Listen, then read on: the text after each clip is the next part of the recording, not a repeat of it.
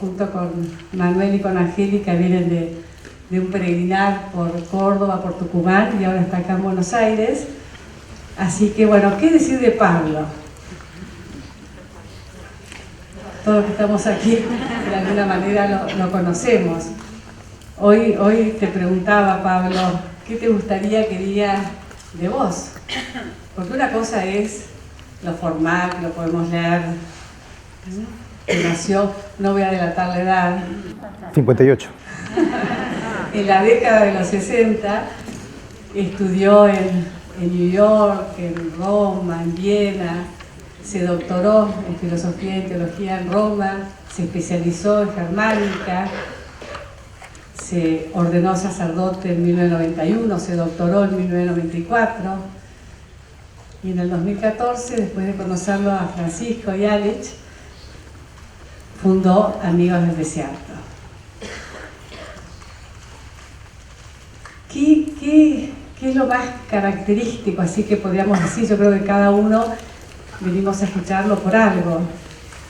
Hoy, en el diálogo de esta mañana, Ale Bartolini habló de buscador inquieto, ¿no? Y ahí creo que nos podemos reconocer todos, somos buscadores inquietos. Entonces, qué bueno es escuchar a un buscador inquieto hablar de esa búsqueda que podemos conocer y seguir buscando y contagiarnos. Así que una alegría enorme. Bienvenido, Pablo. Y decíamos con Pablo cómo empezar. Primero quiero agradecer mucho a todo el personal, a todas las personas del Centro Cultural del Teatro que nos han recibido. ¿No es maravilloso? ¿Y saben cómo se llama la obra que están dando? Que al principio iba a estar en el escenario, después lo taparon amorosamente. ¿Saben cómo se llama? Para las personas del centro lo van a entender por qué estoy tan sorprendida. La obra se llama CAE, la noche tropical. Así que la vamos a venir a dar todos.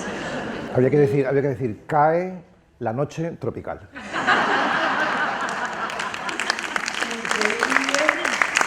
El escenario es la ciudad, y como Pablo viene de una familia de artistas, yo le decía, está re bueno que estés en un escenario y con una...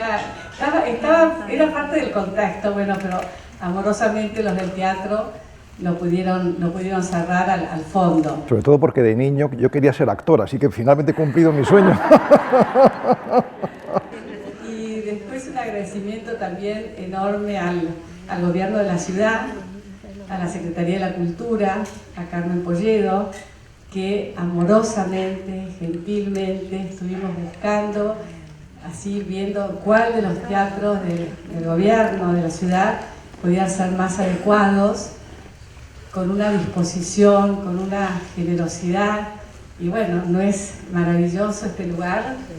Increíble. Así que un agradecimiento muy grande al gobierno de la ciudad que nos facilita hoy y mañana el teatro. Y bueno, y para empezar, decíamos con Pablo, ¿te parece, Pablo, que empecemos este? Nos invitamos a que apaguen los celulares. Podemos, Jeremías, bajar un poquito, como habíamos dicho, la luz. No para que se duerman, pero sí para disponernos a escuchar. Los invito entonces a, cada uno conoce cómo disponerse, a buscar nuestros propios recursos para eso. Ya está, llegamos, para algunos fue un día largo, el trabajo, estacionar, organizar el día. Ya está, llegamos. Como nos vamos a quedar hasta las 3 de la mañana nomás, podemos disponernos y aquietarnos.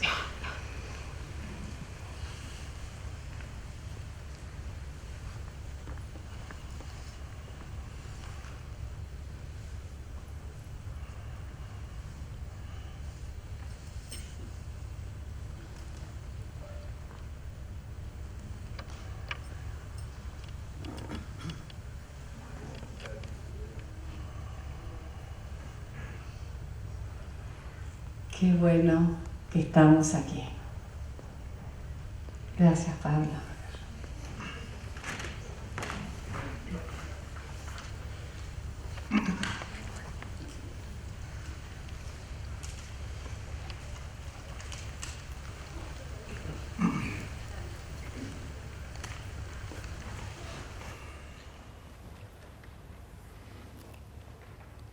Hace 32 años, un 11 de mayo, era para mí un día muy importante porque era el día de mi ordenación sacerdotal. Era un momento que yo había preparado con mucho cariño después de 7 años de seminario. Estaban presentes en esa ceremonia pues, mi familia, mis compañeros de seminario, mis compañeros de colegio, tantas personas cercanas y queridas para mí. Y fue una ceremonia muy bonita. Quedé muy feliz después de esta celebración y al día siguiente fue mi primera misa y yo preparé esta misa primera pues también con todo cariño, con mi vanidad sacerdotal recién estrenada. Pensé para mí, se van a enterar estos de lo que es una homilía. Entonces me preparé con mucho cuidado, con mucho cariño. Efectivamente pues, tuvo lugar la celebración, yo prediqué por primera vez, yo quedé bastante satisfecho, creo que quedó bien, y a la salida pues todo el mundo me felicitó, me abrazó, en fin, fue un momento de gran festejo, hasta que llegó el turno de mi hermano Luis, de mi hermano pequeño. No sé, algunos a lo mejor ya conocen esta anécdota porque la he contado muchas veces, pero es que me encanta contar esta anécdota, ¿no? Mi hermano pequeño es director de teatro, precisamente, y entonces yo le pregunté, ¿qué tal, Luis? ¿Qué te ha parecido? ¿No? Y allí medio toda la gente pues, me respondió, muy mal. Y entonces yo me quedé con la mueca congelada, como estábamos rodeados de gente no pude preguntarle y bueno, pues me quedé incómodo. Ahí sí, con mi vanidad sacerdotal recién estrenada, herida, ¿no? Y ya por fin 2 días después ya pude hablar con él y le pregunté, bueno, ¿por qué te parece que ha estado mal, ¿no? esta predicación, que yo pensaba que estaba muy bien, la gente le ha gustado? Entonces él me dijo lo siguiente, me dijo, primero, no sabes hablar en público. Y segundo, ni siquiera sabes leer. Y entonces yo le dije, bueno, pues a ver, tú que eres tan listo, pues dime, dame alguna clave para poder hacerlo mejor, ¿no? Entonces él me dio una clave con la que me gustaría empezar esta exposición y que fue la siguiente, ¿no? Él me dijo, cuando quieras hablar en público, que por cierto no sé si se puede poner un poco más de luz a la sala porque me gusta ver la cara de la gente a la que me dirijo, ¿no? Os veo yo oscuro y no... Cuando quieras hablar en público, no hables en general. No hables en general, porque si hablas en general no hablas a nadie. Entonces, cuando quieres hablar en público, habla en particular a cada una de las personas y para eso, míralas. Y si te atreves, apúntalas. ¿No? ¿Por qué? Porque si las apuntas, van a estar todos acojonados pensando cuando les toca a ellos, ¿no? Incluso si te sabes el nombre, di el nombre, ¿no? Esto se puede traducir, o me lo tradujo él, en una ley que desde entonces he aplicado permanentemente. Y la ley es, lo más personal es universal. Es decir, que lo difícil no es llegar a la gente, lo difícil es llegar a uno mismo. O sea, lo realmente difícil en la vida es ser uno mismo. Repito mi petición, y si se puede poner un poquito más de luz, ahora ya va llegando la luz, ¿no? Ya empieza a veros el rostro, ¿no? Es decir, a mí cuando la gente me dice, ¿cuál es la clave de escribir? La clave de escribir es ser uno mismo. Si tú eres tú mismo y escribes, a lo mejor algo de lo que escribes seguramente será interesante, ¿no? Porque has sido tú mismo, ¿no? Y esto me parece que es una clave fundamental, ¿no? Ser quienes somos, ¿no? He querido empezar esta exposición de esta manera porque me gustaría brindaros una exposición en clave muy personal. en clave muy personal, ¿no? Esto no quiere ser ni mucho menos una lección académica, sino una transmisión de lo que he aprendido yo a lo largo de los años, del título que me han dado para esta exposición, Dimensión contemplativa de las relaciones interpersonales, que así dicho parece un poco rimbombante, pero se podría resumir en ¿qué es escuchar? ¿No? Escuchar para ser. ¿No? Y dicho esto, pues quiero daros las gracias por estar aquí, por apostar, por invertir este rato en esta escucha, precisamente. Para mí pues es una alegría, ¿no? Como le he comentado a Inés, y quiero agradecer de manera pública a Inés su acogida y a toda la comunidad SEA y a todos vosotros aquí presentes, ¿no? Me gustaría comenzar en esta clave personal contándoos una anécdota verídica de cómo comenzó mi interés explícito por la cuestión de la escucha, ¿no? Y cómo defino yo la escucha, qué es escuchar para mí. Pues esto sucedió en torno, yo creo que sería como el año 2005, como en torno al año 2000, o 2005. Yo me había nombrado capellán de un gran hospital en Madrid que se llama Ramón y Cajal, donde luego estuve una década, nada menos, ¿no? Esta experiencia de una década atendiendo a enfermos y moribundos para mí ha sido quizás de las 2 o 3 experiencias fundamentales, ¿no? de mi vida, ¿no? Porque yo diría que no menos de un centenar de personas han muerto en mi presencia o incluso en mis brazos, y eso marca marca la vida de una persona, ¿no? Ver tanta muerte, ¿no? Y tanta vida, porque tantas veces he dicho que el hospital es el lugar donde más amor he visto. La casa del dolor es la casa del amor también, ¿no? Bueno, pues uno de los primeros días que estaba allí en el hospital me llamaron con el Busca para que bajara a la planta de traumatología, en la 3ª planta. Fui, entré, iba a entrar en la habitación donde me habían llamado, y cuando estaba en el umbral escuché esta conversación que os reproduzco lo más fielmente posible, ¿no? Escuché, había dos personas, cada una en su cama, 2 mujeres, y una mujer dijo: estoy aquí, se conoce que estaban recién ingresadas, ¿no? Estoy aquí porque me he roto la pierna. Y contestó la mujer de al lado, la mujer de la cama de al lado: yo estoy aquí porque me he roto la cadera. Mujer número 1, a mí me atiende el doctor Pérez Ramos. Mujer número 2, a mí me atiende el doctor Carvajal. Mujer número 1, esta tarde va a venir a verme mi marido. Mujer número 2, esta tarde va a venir a verme mi hijo. Y así estuvieron, no se exagero, durante 5 minutos, donde en ningún momento ninguna de ellas mostró el menor interés por lo que le decía la otra, sino que aprovechaban el silencio para meter lo propio. Es decir, viene mi marido o viene mi hijo, yo estoy aquí por la pierna, yo por la cadera. O sea, era un juego de ping-pong, era un diálogo de una película de Almodóvar, donde no había el menor interés, ¿no? O sea, entonces yo escuché y me di cuenta en ese momento, ¿no? Me di cuenta del drama que realmente alguien quiere compartir y no encuentra acogida a lo que dice, ¿no?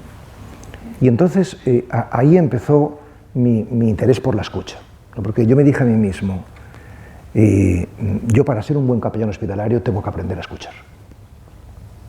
Y no solamente para ser un buen capellán hospitalario, sino para ser un buen sacerdote y todavía más radicalmente, una buena persona. Si no escuchas, este tema de la escucha no es un tema cualquiera, sino que seguramente es el gran tema. El gran tema. O sea, que creo, sinceramente, que nuestro drama es que no sabemos escuchar, no sabemos mirar, y por eso no vivimos. Porque no recibimos la realidad, sino que vivimos en nuestra ficción, en nuestra ilusión, no sabemos mirar, no sabemos escuchar, y por eso es necesario entrar en una escuela de escucha y de contemplación. Y eso es la meditación, eso es la oración contemplativa. O sea, aprender simple y llanamente, y se ve que no es simple ni llano, a escuchar y a mirar. ¿Por qué no escuchamos y miramos? Porque no paramos.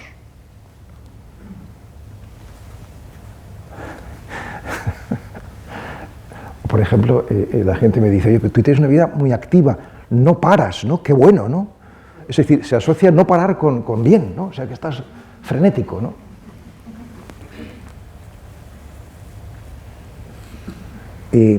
A lo largo de los años he llegado a una definición de lo que es la escucha y voy a comenzar esta conferencia dándose esta definición, que supongo que es una definición discutible, pero es a la que yo he llegado y luego la intentaré justificar qué es lo que significa esto, ¿no? ¿Qué es escuchar? Escuchar es acoger lo que el otro te dice sin cargarlo intelectual ni emocionalmente. Acoger lo que se te dice sin cargarlo intelectual ni emocionalmente. Por ejemplo, si yo te digo, estoy triste, y tú me dices, pero hombre, no estés triste porque tienes una mujer que te quiere mucho, unos hijos estupendos y un trabajo maravilloso. Bueno, pues ya me estás discutiendo intelectualmente lo que te acabo de decir. Te digo que estoy triste, pero no tienes que estar triste. Pero si te acabo de decir que estoy triste, no, pero no tienes motivos. Estás justificando, o sea, negando, metiendo tu opinión en el asunto, ¿no? Más radicalmente aún, ¿no? Tú dices a alguien, estoy triste, y él, aunque no te diga nada, piensa, pobrecillo, está triste. Ese pobrecillo ya es una carga emocional, ya has metido lo propio, no lo has acogido en pureza, en puridad, ¿no? Y es así como lo has pervertido, no es una escucha pura, ¿no? Lo que voy a compartir con vosotros esta noche son, a lo largo de estos, no sé, 20, 30 años de sacerdocio, sobre todo estos últimos 10 o 15, las 5 convicciones a las que yo he llegado en torno a la escucha. Esto de enumerar 1, 2, 3, 4, 5, yo siempre lo utilizo en mis charlas porque me parece que es muy didáctico y a mí por lo menos me ayuda a ordenar, ¿no? La primera convicción es: no podemos dar lo que no tenemos. No podemos dar lo que no tenemos, ¿no? Que traducido quiere decir no podemos escuchar a los demás si no nos escuchamos a nosotros mismos. O sea, si tú no estás entrenado a escucharte a ti mismo, difícilmente vas a poder escuchar a los demás. Entonces, ¿cuál es el entrenamiento para escucharse a uno mismo? Pues es eso que llamamos meditación, o eso que llamamos contemplación, ¿no? Es decir, que yo a partir de entonces, yo tenía en torno a 40 años, empecé de una manera más rigurosa y más sistemática lo que es la meditación. Es decir, sentarme todos los días en silencio y en quietud para escuchar lo que sonaba en mi cabeza y en mi corazón y para mirar lo que tengo dentro, ¿no? Y esa práctica mantenida desde esa época hasta ahora diariamente con una fidelidad germánica, no en vano tengo ascendentes alemanes, ¿no? Esta práctica mantenida de todo ese tiempo me ha conducido a donde estoy ahora mismo, es decir, en Buenos Aires, en el Teatro San Martín, ¿no? Es una práctica enormemente transformadora. O sea, no es que sea enormemente transformadora, sino que nada hay que cambie tanto al ser humano como esta cosa tan sencilla, y es sentarse todos los días en silencio y en quietud. La quietud es muy importante porque es el silencio del cuerpo. Primero hay que silenciar el cuerpo, luego la mente y luego el espíritu, ¿no? Y sin quererlo, porque realmente esto no estaba en mi hoja de ruta y yo no lo pretendía en absoluto, me he convertido en España, y veo que también aquí, en un apóstol de la meditación, en un apóstol del silencio, ¿no? Y esto me ha hecho reflexionar sobre por qué el silencio, por qué el silenciamiento es importante y por qué sin el silencio no hay verdadera comunicación, ¿no? ¿Qué es la contemplación? La contemplación es entrar en el propio templo, en el propio templo. O sea, nosotros somos un templo. ¿Y para qué entramos en el templo? Para escuchar el misterio. El misterio del ser. No os preocupéis porque siempre suenan móviles sobre todo cuando uno quiere entrar en el templo es cuando...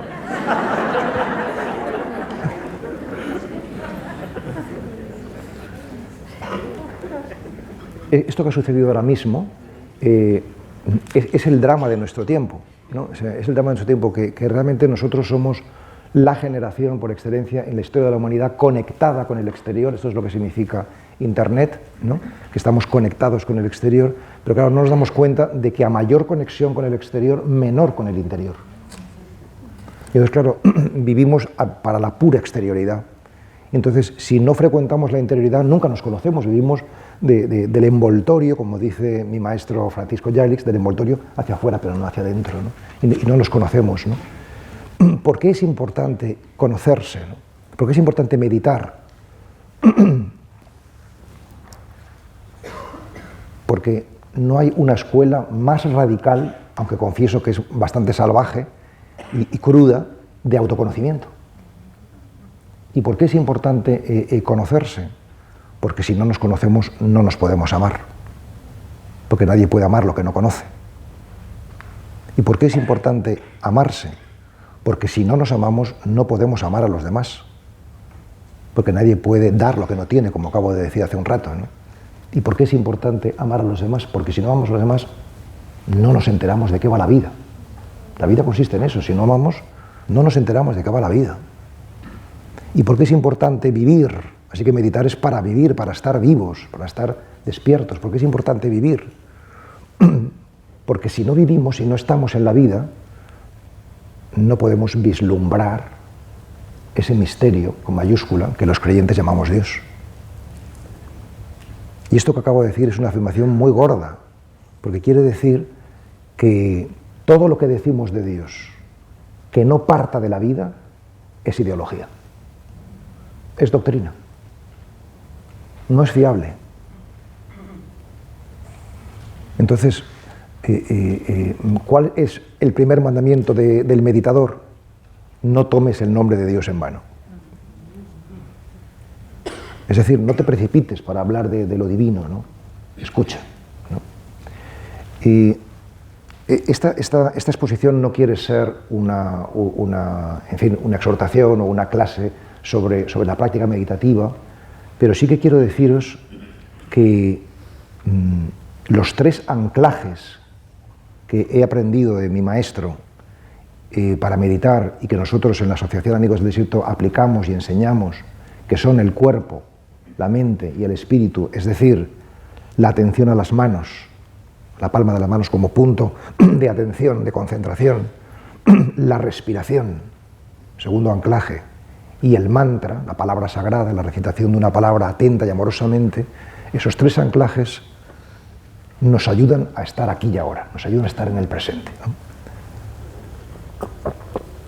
Estoy un poco preocupado porque estoy perdiendo la voz. Todo sea que no pueda acabar mi conferencia y acabemos en silencio, nunca mejor dicho, sería muy elocuente, ¿no?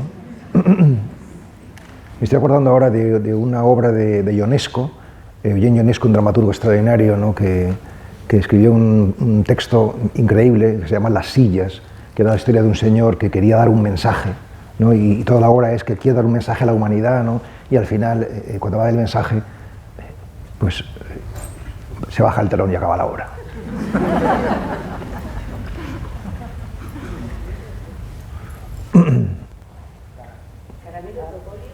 Acá. ¿De miel? Olive. ¿Caramelo de miel? No, porque si no voy a estar hablando con el caramelo y no. Gracias. No. Bien, primera convicción, nadie puede dar lo que no tiene.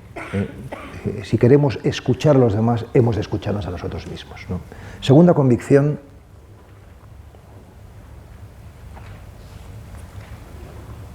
la clave es la puridad de intención, o si quieres, la rectitud de intención. Es decir, si tú realmente quieres escuchar a alguien, no tienes que tener sobre él o sobre ella ninguna pretensión personal. Ninguna pretensión personal. Es decir, tu escucha tiene que ser gratuita. No tienes que sacar de eso, no tienes que buscar de eso alguna ventaja para ti. O sea, si tú escuchas porque después al acabar te van a dar un sueldo, te van a pagar, ¿no? Pues ya hay una motivación, un interés pecuniario detrás, ¿no? No quiero decir que entonces los psicólogos y terapeutas ya no pueden escuchar bien porque ya tienen un interés, pero en cierta medida algo se enturbia, algo se enturbia. O sea, es totalmente diferente una escucha realmente gratuita, ¿no? Y los intereses personales pueden ser múltiples, puede ser, por ejemplo, simplemente, pues efectivamente, que te paguen la sesión de escucha, pero también puede ser pues que te van a dar afecto, o que te van a dar seguridad, ¿no? O que te van a dar compañía, ¿no? Si les escuchas, o más radicalmente y más simplemente todavía, que te va a autoafirmar, qué bien escucho, ¿no? Qué bueno soy escuchando, ¿no? O sea, cuánta gente viene a hablar conmigo, es que, ¿no? O sea, qué buen acompañante soy, ¿no? O sea, es que comparado con los demás, claro, soy mejor, ¿no? O sea, entonces, esta autoafirmación pues ya es una búsqueda de algo personal, ¿no? O sea, por eso, en uno de sus libros, que yo acabo de reeditar en España, que todavía por desgracia no ha llegado a Argentina, que se titula Escuchar para ser, precisamente, Franz Jalisch dice, con un tono un tanto irónico, él tenía su humor, ¿no? Un tanto irónico, dice, es muy difícil ser amigo de un cura. ¿Por qué? Porque un cura siempre va a tener alguna intención, además de escucharte, por ejemplo, pues que vayas a su parroquia, o que vayas a su asociación, o que te confieses, o que vayas a misa. Siempre tiene alguna intención, aunque sea pastoral y noble, ¿no? O más o menos noble, ¿no? Pero claro, ya no es pura, no es pura, ¿no? O sea, yo digo esto, insisto mucho en la gratuidad de la escucha y también la gratuidad de la propuesta, ¿no? que uno tenga que hacer a los demás, ¿no? Porque las propuestas se desarticulan precisamente por este afán de querer que los demás sean de los nuestros, que los demás piensen como nosotros, ¿no? Es decir, el afán proselitista de convertir al otro, de ayudar al otro, ¿no? Hace que la relación no sea pura, sana, ¿no? Por eso esta mañana precisamente en la exposición yo decía que a los demás hay que dejarles en paz. Hay que dejarles en paz, ¿no? O sea, que no hay que tener pretensiones sobre ellos, ¿no? Que cuando alguien se encuentra con alguien que no pretende nada, dice, por fin alguien que me respeta, ¿no? Y que no quiere nada de mí, ¿no? Y eso le da libertad, ¿no? Y la libertad es el espacio adecuado para que pueda gestarse eso que llamamos diálogo, eso que llamamos escucha, ¿no? Por tanto, segunda convicción fundamental, debes tener rectitud de intención, no pretender nada del otro. No pretender nada del otro. Y hacerlo gratis, ¿eh? Lo que recibimos gratis hemos de darlo gratis, ¿no? Tercera convicción, el mejor servicio que podemos prestar al otro es ayudarle a creer en sí mismo. El mejor servicio que podemos ayudar a otro es ayudarle a creer en sí mismo. O sea, nuestro gran drama es que no tenemos fe en nosotros mismos, sino que estamos llenos de miedos, de complejos, de traumas, de sombras, de tantas cosas que nos oscurecen, ¿no? ¿Y cuál es la mejor ayuda que podemos dar, ¿no? Pues ayudar a creer, ¿no? O sea, no podemos ayudar a creer que el otro crea en sí mismo si nosotros no creemos en él. O sea, si se pone alguien ante ti para contarte su película, su vida, y tú piensas, este está hecho polvo.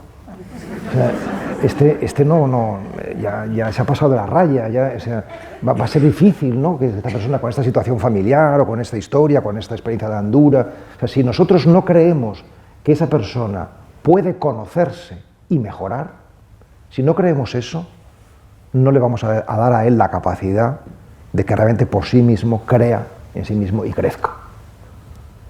Entonces, la pregunta es, bueno, entonces, ¿cómo puedo yo creer en el otro? ¿Cómo puedo yo creer en el otro?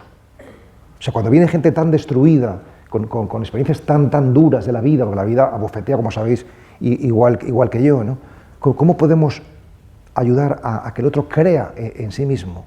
Pues solo de una manera que yo conozca. Y es creer tú en ti.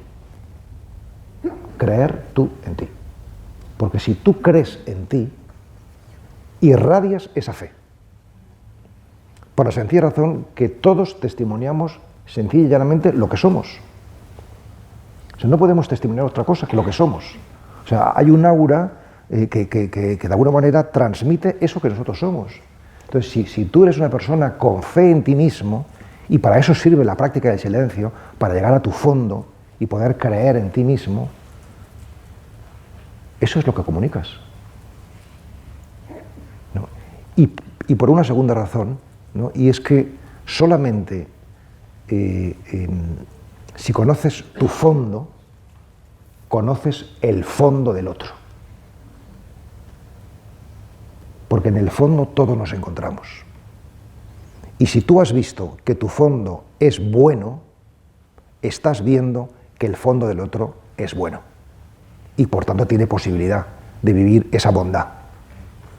Esta es la cuestión. O sea, es decir, si tú estás en tu fondo, estás viendo el fondo del otro. Y el fondo es bueno. Entonces, no se trata de sacar al otro del agujero, cuando te cuenta sus películas, sus problemas, ¿no? Sino se trata de mostrarle, ¿no?, que él puede salir de ese agujero, o incluso, que es lo más frecuente, que no hay agujero. Que no hay agujero, que nos lo hemos inventado, que nos hemos creado el problema, que estamos enamorados de los problemas, que estamos enamorados de los dramas, que nos encanta la vida dramática porque si no nos parece que no es suficientemente intensa. Esto es increíble, ¿eh? Esto que estoy diciendo es increíble porque somos nosotros los que nos creamos nuestras situaciones problemáticas. Luego hablaré sobre esto, porque es muy hondo, muy misterioso y muy clave para entender la relación de ayuda, ¿no? La relación de escucha, ¿no? ¿Qué es esto de creer en el otro? Pues esto es lo que Jalics llama la autonomía personal. Creer que todos somos, en el mejor sentido de la palabra, autónomos. ¿Y cómo se entrena uno en esta fe? Porque claro, no vale decir hay que creer en el otro y eso cómo se hace. Porque tantas veces decimos grandes principios, pero luego no articulamos proyectos pedagógicos que permitan acceder a eso, ¿no? ¿Cómo puedo yo creer en el otro? Pues hay una técnica que el maestro Jalics aplicó durante toda su vida y que yo, desde que le conocí, pues he empezado a aplicar. Y realmente es extraordinaria. O sea, es extraordinaria, o sea, sencillamente funciona. O sea, si alguno no la conocéis todavía, os voy a abrir un mundo. Os voy a abrir un mundo alucinante, ¿no? Y es lo que Carl Rogers, el famoso psicoterapeuta norteamericano, llamaba la devolución. La devolución o el reflejo. Supongo que los que habéis estudiado psicología o psicoterapia conocéis en qué consiste esto, ¿no? O sea, ¿en qué consiste la devolución o el reflejo?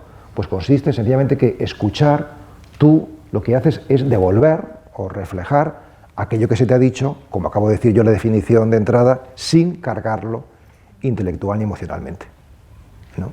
Por ejemplo, alguien te dice, estoy triste. ¿Cuál sería la devolución? La devolución sería, estás triste. ¿Y qué provoca esa devolución?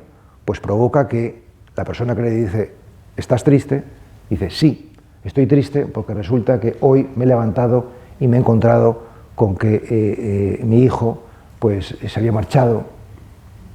¿Te has encontrado que tu hijo se ha marchado? Sí, se ha marchado porque es que resulta que está con otros compañeros que le están llevando por los malos caminos. ¿Ves? Es decir, que simplemente reflejar, devolver, le ayudas a que el otro haga su indagación personal y vaya sacando y vaya elaborando su respuesta. Pero claro, lo que a él le ayuda es su respuesta, no la tuya. O sea, nosotros somos aficionadísimos a dar consejos. Y lo que tienes que hacer es a tu hijo, ya has dinamitado esa relación de escucha, ¿no?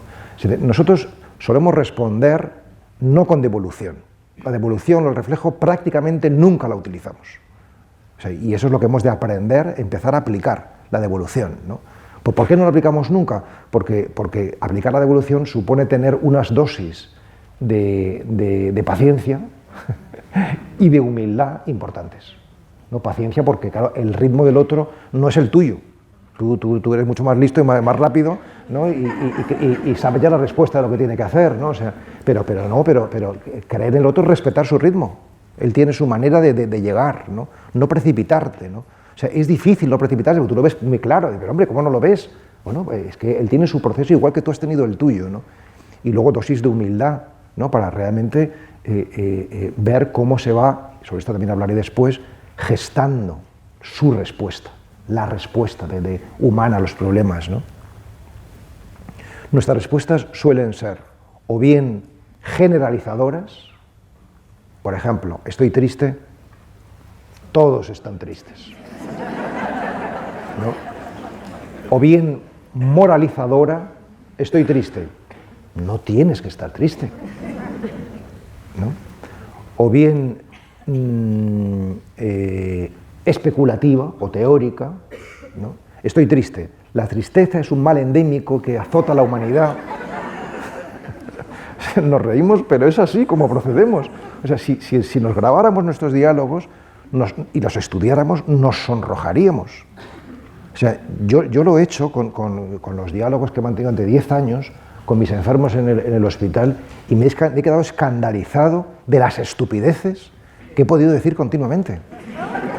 En serio, o sea, decir, realmente he sido, en conclusión, un mal capellán hospitalario, porque realmente no sabía escuchar lo suficientemente bien, no estaba bien preparado.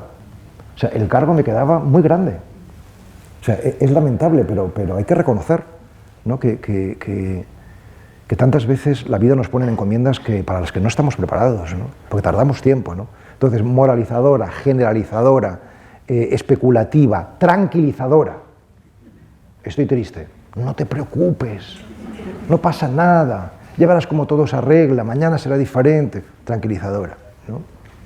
O, que tampoco es la adecuada, aunque pueda parecerlo, la indagadora.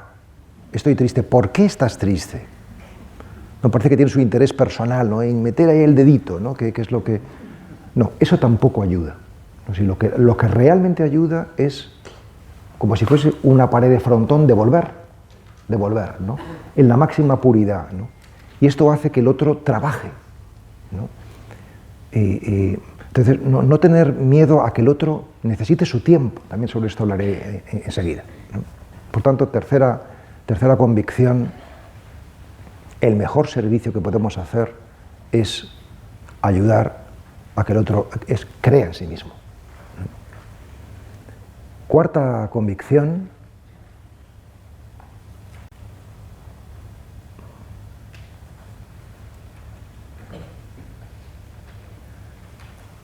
ve directamente al núcleo de la cuestión. Ve directamente al núcleo de la cuestión. ¿Qué quiero decir con esto? Quiero decir con esto que un diálogo, un ejercicio de escucha, es espiritual si va al centro, si va a lo nuclear, a lo que importa, a lo esencial. Y en cambio deja de ser espiritual cuando, o constructivo, o humanizador, como queráis decir, cuando permanecemos en la periferia, permanecemos en lo circunstancial, ¿no? En lo anecdótico, ¿no? O sea, yo estaba mañana hablando con una periodista o una entrevistadora, yo le decía, el drama de la cultura contemporánea, el cine, la literatura, lo que se llama literatura, el teatro, tantas cosas, es que en la mayoría de los casos son productos de entretenimiento, no de intratenimiento. Es decir, que buscan la diversión, pero no la conversión. ¿No? O sea, es decir, no entrar en el paisaje interior, ¿no? Y la cultura se ha convertido en una manera de estar en lo periférico. O sea, que pocos autores, pocos libros, pocas películas van al núcleo de la cuestión, sino que se quedan en cuestiones más o menos accidentales o más o menos anecdóticas, ¿no?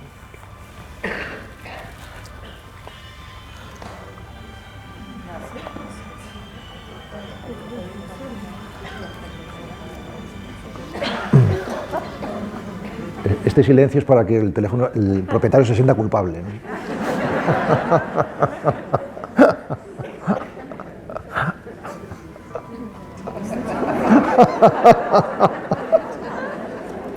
Esto es demencial.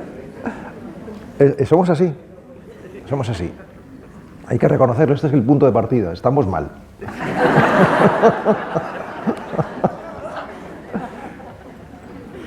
Bien, entonces, ¿cuál era? ¿Dónde estaba? Cuarta convicción, sí. Ir al centro de la cuestión, ¿no?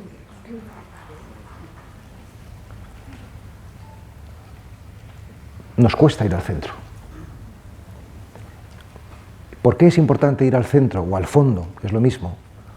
Lo he dicho antes, ¿no? Porque en el centro nos encontramos todos. O sea, si tú miras la periferia o miras la forma, se generan o empiezan los conflictos y las divisiones. Es decir, que mirando lo anecdótico, lo exterior, pues ¿qué vemos? Blancos, negros, hombres, mujeres, creyentes, no creyentes, listos, tontos, ricos, pobres, o sea, todo es dualidad, todo es división. Si miras lo de fuera, si miras lo formal, ¿no? Entonces, lo externo, si te quedas en eso, genera conflicto. Porque claro, hay polaridad, hay lucha, hay diferencias, ¿no? Mientras que si vas al fondo, ahí todos somos iguales. O sea, el fondo de vuestro corazón, aunque yo no os conozca, a la mayoría de vosotros, no conozco unos poquitos nada más, el fondo es igual. Es decir, para mí, ¿qué es lo que más me sobrecoge de la figura de Jesús de Nazaret? Lo que más me sobrecoge de todo es que él hablaba exactamente igual con una prostituta que con un centurión romano, que con un pescador analfabeto, que con un recaudador de impuestos. Es decir, no se quedaba en la forma, sino que iba al corazón, camino del corazón, ¿no? Y esa mirada es lo que generaba libertad. O sea, la gente se comportaba con él con enorme libertad porque necesitamos ser mirados así. Necesitamos que nos miren el corazón y para eso hemos de aprender a mirar así. O sea, no quedarnos en lo circunstancial, sino ir al centro, ir al núcleo. Es decir, que yo quiero tener esa mirada desprejuiciada y realmente, os lo digo, no sé, con toda modestia, pero creo que cada vez la tengo más. O sea, que me da igual que no sé, que seáis ricos o pobres o que seáis de una clase o de un partido o de otro, no me importa. No me importa porque sé que lo esencial no es eso, ¿no? Entonces, en lo anecdótico, en lo circunstancial, nos perdemos, mientras que lo otro es lo que hace que una comunicación sea lo que tiene que ser, ¿no? O sea, y quinta y última convicción,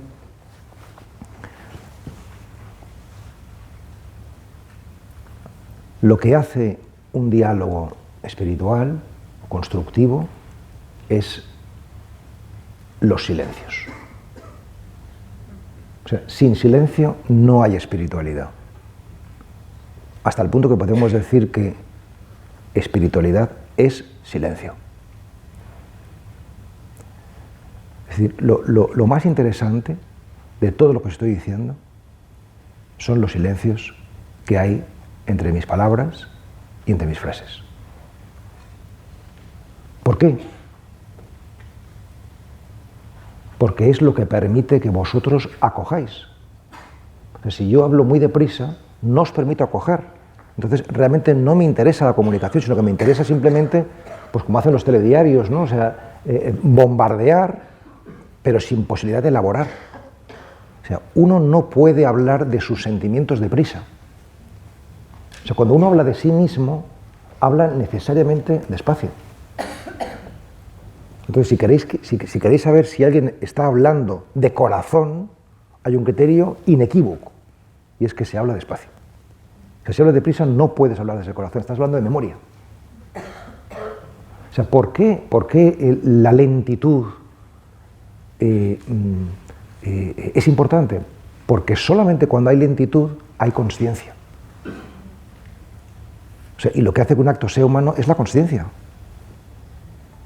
Es decir, tenemos dos posibilidades existenciales básicas, el rito o la rutina. O sea, vivir ritualmente es vivir consciente y ordenadamente, vivir rutinariamente es vivir mecánica y automáticamente, donde no hay posibilidad de luz, ¿no? O sea, solamente si hay lentitud, hay creación. creatividad. Y solamente cuando hay creatividad estamos alegres. O sea, lo que nos hace estar alegres es que somos creativos, que cada instante es nuevo. O sea, si esta conferencia yo la estuviese leyendo, en lugar de irla recreando, irla construyendo, no estaría viva. O sea, solo está vivo lo que se crea. Un diálogo está vivo si se crea para ese instante, ¿no? O sea, realmente, eso es estar despiertos. O sea, para eso se medita, para darnos cuenta de que cada segundo es nuevo. O sea, cada segundo es un acontecer inédito, ¿no? Y por eso es fascinante. O sea, por eso los meditadores decimos que somos eternos principiantes, porque siempre estamos en el segundo que empieza todo.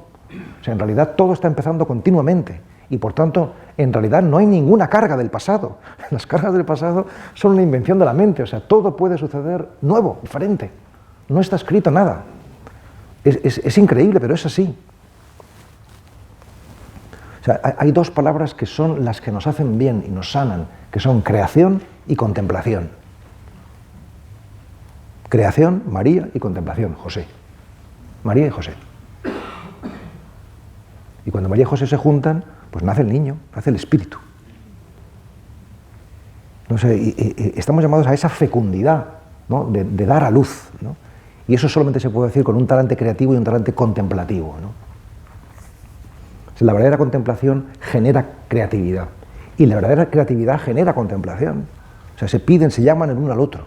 Esto nunca lo había dicho así, voy a apuntar, porque esto nunca lo había dicho así, ¿no? O sea, ves como uno va creando, ¿no? Y va descubriendo nuevas cosas, ¿no? O sea, en realidad todo esto me lo digo a mí mismo, ¿no? Para ir reafirmando más, ¿no? O sea, las convicciones, ¿no? Entonces, aprender a hablar y aprender a vivir despacio es un aprendizaje. O sea, yo, por ejemplo, a la gente de Amigos del Desierto y el Tabor, que es un proyecto también que tenemos en Amigos del Desierto, yo les digo, por lo menos una actividad al día, hacerla despacio. Por ejemplo, hoy me voy a vestir despacio. No, despacio. ¿No? Hoy me voy a lavar los dientes despacio. Hoy voy a lavar la vajilla despacio. O sea, nos cuesta mucho, pero si nos entrenamos, vamos a descubrir un mundo. ¿No?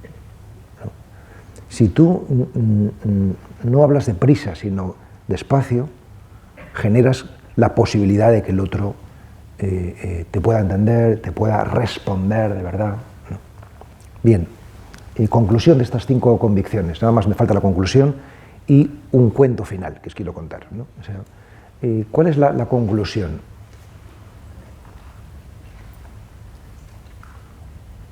Estas 5 condiciones que os he puesto posibilitan que exista un verdadero diálogo, ¿no? ¿Qué es el diálogo? El diálogo es mucho más que un mero intercambio de opiniones. No simplemente se trata de intercambiar la opinión, ¿no? Sino que un diálogo consiste en caminar juntos hacia la verdad. ¿Qué quiero decir con esto? Que el verdadero diálogo no es simple comunicación, yo te digo lo mío y tú me dices lo tuyo, sino que en ese decir yo lo mío y tú lo tuyo no es simple comunicación, sino que es revelación, nace algo nuevo, ¿no? Y lo que nace es la vida, lo que nace es la verdad, ¿no? Entonces, ¿qué es la verdad? Pues la verdad es ese fruto que produce ese laboratorio que llamamos diálogo, ¿no? O sea, la verdad nunca es una posesión, nosotros no tenemos la verdad, sino que más bien la verdad nos tiene a nosotros, que es diferente, ¿no? La verdad es un proceso de gestación, lo vas gestando en el diálogo, y de alumbramiento, ¿no? Lo vas dando a luz, ¿no? O sea, ¿y eso qué significa? Para mí me parece esto maravilloso, o sea, me parece increíble, ¿no? Y es que la verdad no es una idea, sino que la verdad es un acontecimiento interpersonal. O sea, la verdad es lo que sucede cuando dos personas dialogan y se escuchan de verdad. eso hace que la verdad sea necesariamente creativa, necesariamente abierta, necesariamente inclusiva, y eso hace que cualquier exclusión dinamita la verdad. En un diálogo así vas descubriendo la palabra que tú eres. Es decir, las palabras del diálogo nos ayudan a descubrir la palabra que nosotros somos. Nosotros somos palabra. Y descubriendo la palabra que somos, descubrimos la palabra que es. ¿Ves? La palabra que es ya empieza a sonar, ¿no?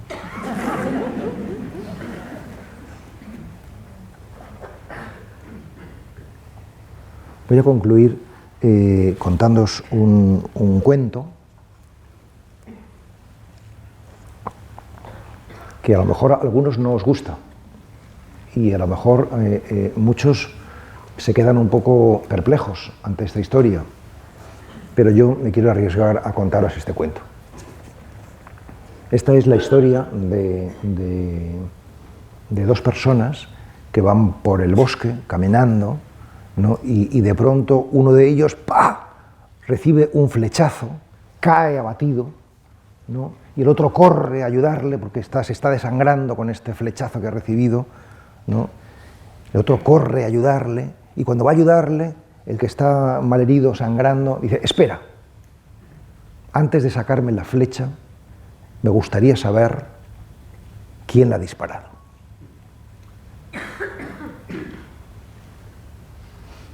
Me gustaría saber también desde dónde me ha disparado. Me gustaría saber también la composición química del veneno que me ha inyectado, ¿no? Y entonces, claro, su compañero pues le dice: tú lo que eres es un idiota. O sea, te estás desangrando y aquí estás haciendo preguntas, el veneno, la composición química, ¿no? Bueno, pues nosotros nos reímos, pero estas dos actitudes, la de quien especula cuál será la composición química, ¿no? La del teórico y la del que se lanza a actuar, ¿no? La acción y el pensamiento, es lo que nos caracteriza, es lo que hacemos nosotros. O sea, ante la flecha que produce una herida, ¿qué hacemos? Pensar y hacer. Nosotros somos esos dos hombres que van por el bosque y que viven esa experiencia de una flecha que de pronto abate a uno. Entonces la pregunta es, y además de estas dos actitudes que son las que nos caracterizan, ¿cabe alguna diferente? Y yo he venido a Buenos Aires a deciros que sí, que se puede, que hay una tercera actitud,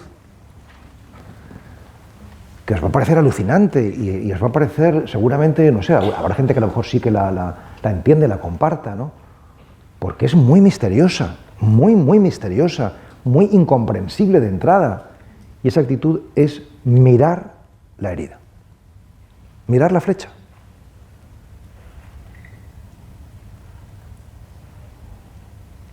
O sea, sería genial terminar aquí. O sea, aquí con esta cara de póker que tenéis todos, sería genial terminar aquí, ¿no? O sea, mirar la flecha. Es decir, junto al pensamiento y a la acción cabe también la contemplación, ¿no? ¿Por qué es importante mirar la flecha?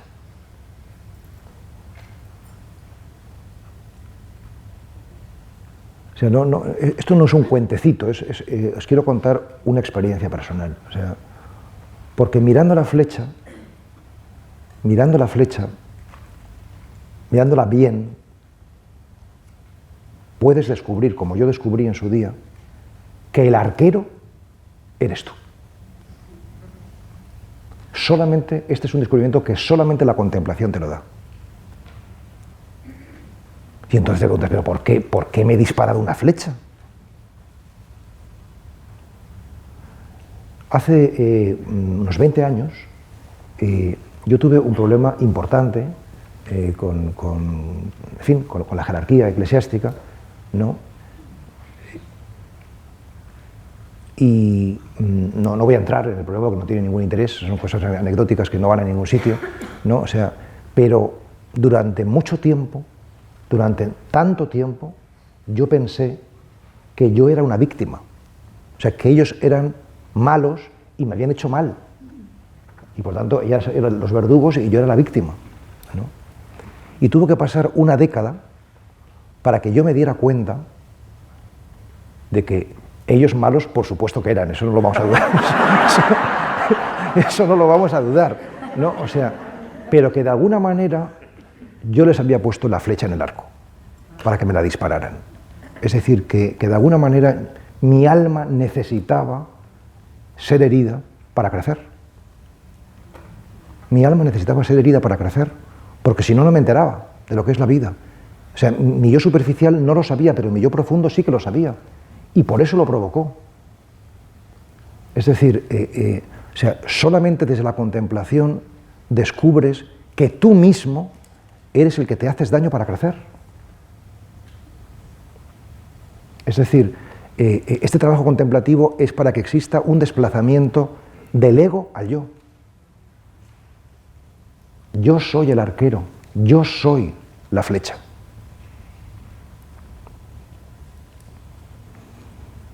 Y ha tenido que pasar, y ahora sí que termino ya, con esto termino ya, y os voy a dejar con cara de póker. Ha tenido que pasar otra década más para que descubra algo, para que esté empezando a descubrir algo, que digo con temor y temblor, porque no me imaginaba que iba a descubrir algo así en mi vida. Y con esto os dejo, ¿no? No solamente que el arquero soy yo, la flecha soy yo, sino que lo que estoy descubriendo, queridos amigos y amigas, es que no hay arquero y no hay flecha. Muchas gracias.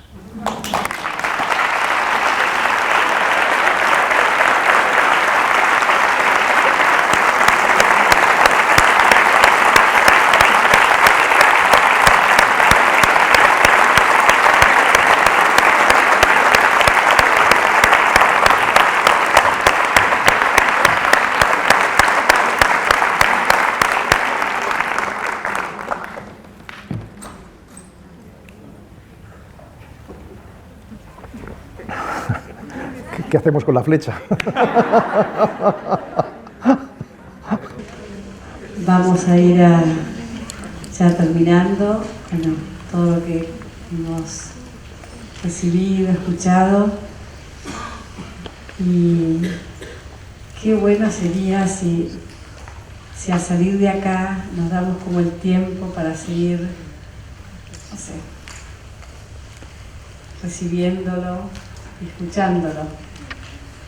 Y no volver hacia a lo que ya sabemos que a lo mejor nos saca, ¿no? Como seguir quedándonos en el impacto, en lo que resuena, a lo mejor conversarlo con alguien, compartirlo con alguien, escribirlo, como seguir encontrándonos con nosotros y con esto que hemos recibido y escuchado hoy.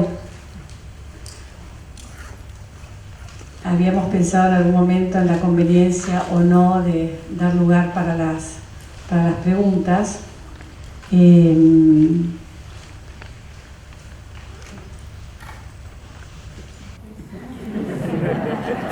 Pongo la cara lo más hierática posible para que decida ella.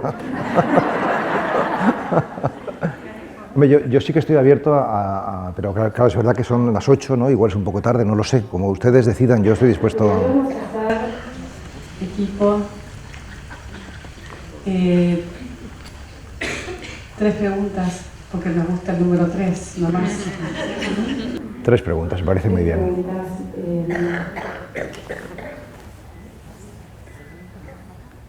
Levante la mano. Aquí hay una. Aquí hay una primera pregunta y aquí.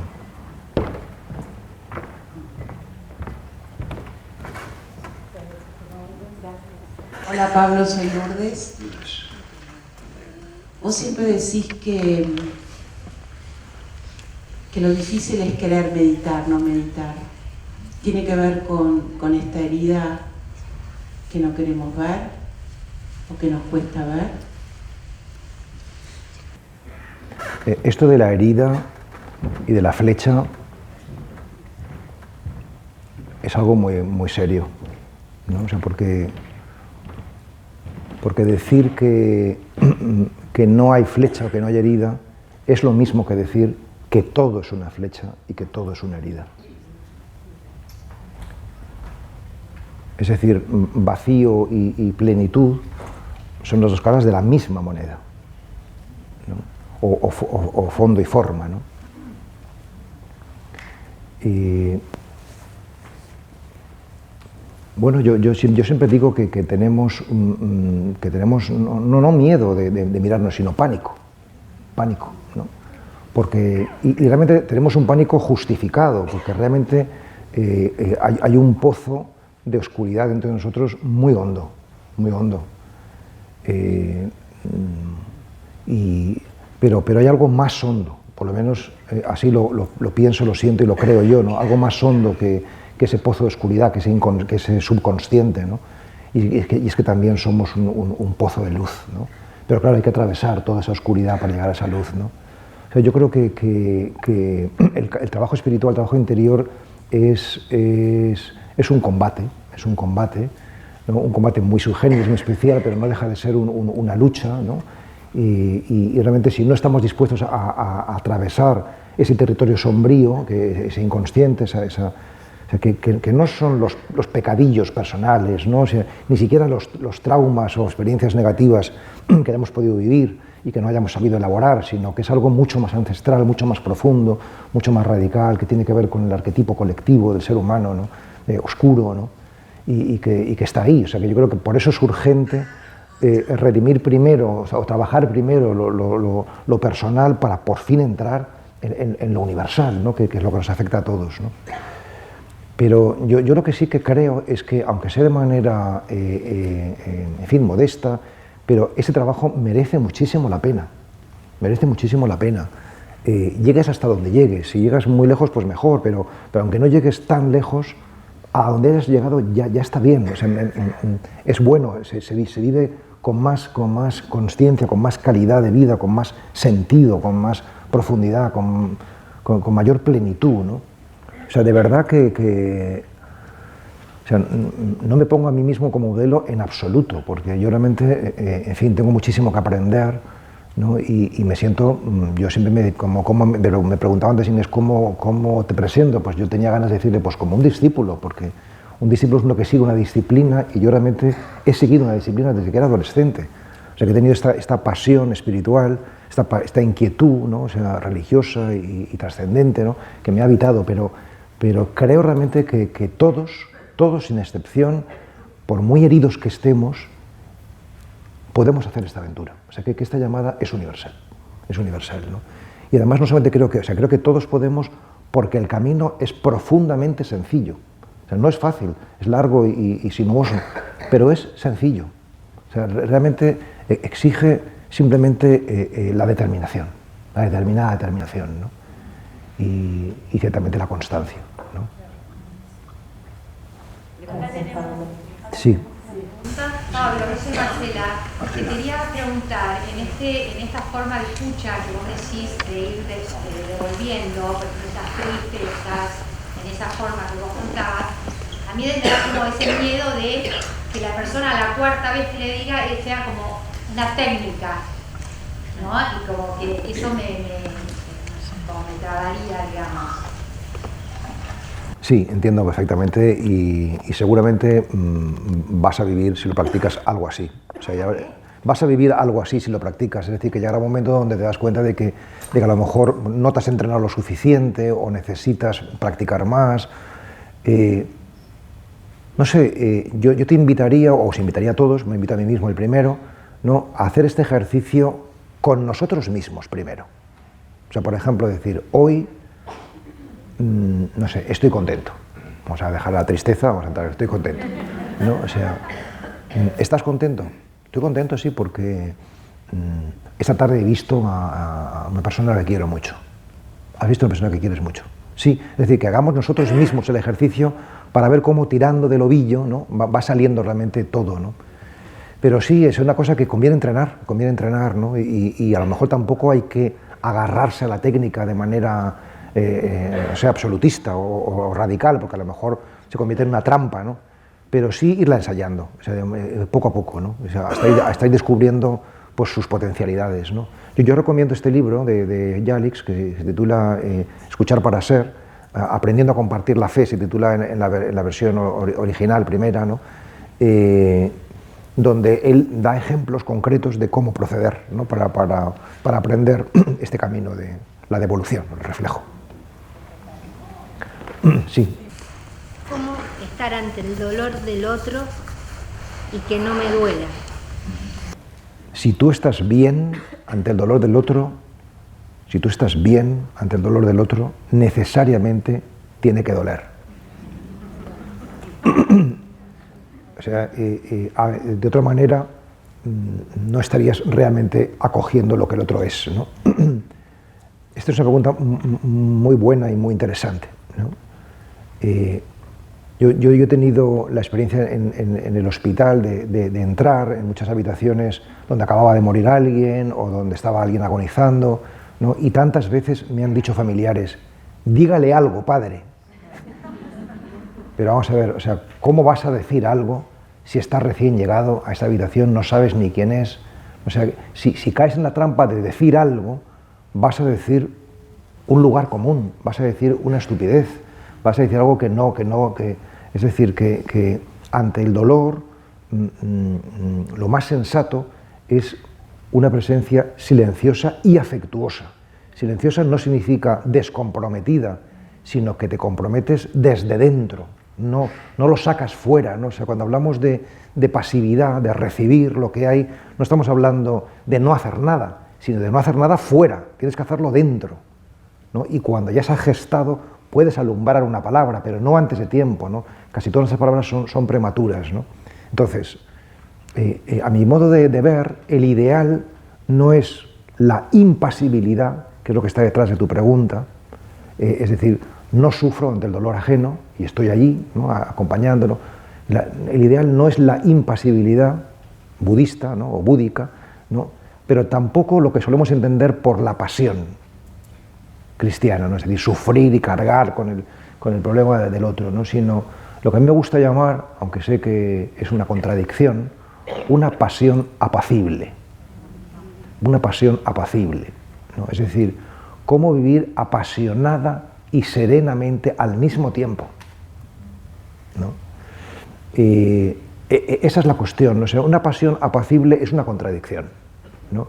Y por eso, como decía Simone Weil, mi venerada Simone Weil, la contradicción es el criterio de lo real. Si algo es contradictorio, es verdadero, ¿no? Es real, ¿no? O sea, ¿eso cómo se trabaja? Es decir, yo creo que el verdadero acompañante sí que sufre con el sufrimiento del acompañado, ¿no?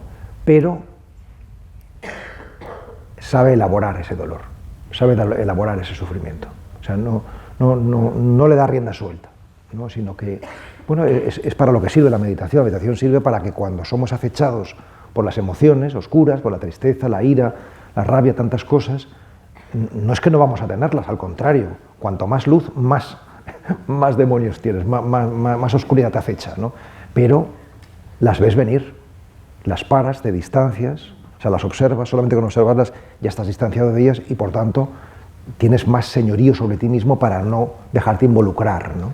Y eso es lo que tiene que hacer uno. Por eso es importante que para acompañar a alguien, para la escucha, seamos personas, no sé, lo mejor construidas posibles, ¿no? O sea, que tengamos una cierta experiencia de contemplación, ¿no? Es decir, de elaboración de las emociones cuando sobrevienen, no cuando ya se han apoderado de nosotras, ¿no? O sea, la mirada al oscuro siempre tiene que ser, como dice Jalics, breve, porque si no es breve, es morbosa, y lo oscuro te atrapa y te arrastra, y al final estás metido en eso, ¿no? Entonces, por eso, por ejemplo, si uno trabaja en un hospital, trabaja con enfermos, trabaja con gente deteriorada, es importante esto, ¿no? O sea, es decir,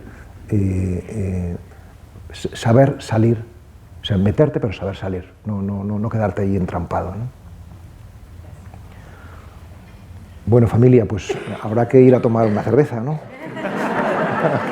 Gracias.